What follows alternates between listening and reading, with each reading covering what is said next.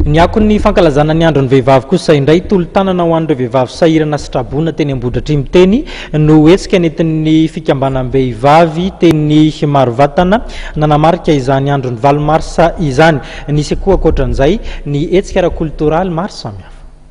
Fizarana fanampiana ho an'ireo vehivavy sahirana sy olona trabona mandravitra ny fokontany ao anatin'ny distrikana Ambohidratrimo nanamarian'ny fikambanam-behivavy ny 8 marsa tany Marovatana. Hetsika izay mifandraika indrindra amin'ny lohahevitra amin'ity taon'ity hoe ho fisitrahan'ny vehivavy ny zony samy mandray andraikitra.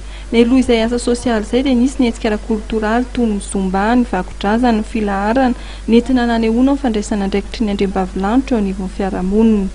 Ny mpikambana zany dia misy eo amin'ny 700 dia ny ray saina izay nanao fitadiavam-bola tamin'ny alalana teatra dia nanao koa zahay fititsim-bahitra dia nanao koa zahay kety nangatanay tamin'ireo malala-tanana. Zavatra nataonay zany dia fanampiana andreo fokotany 7 tena sahirana, folo isaky ny fokotany zany nomenay fanomezana vary, savony, labsy, siramamy, paty.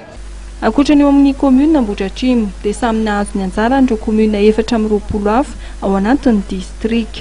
Tsy mijanona eto amin'ny commune Ambohidratrimo ihany fa ho an'ny raha malala ny zavatra miseho eto amin'ny firenena amin'izao fotoana izao dia hanomezana ny izay traboina.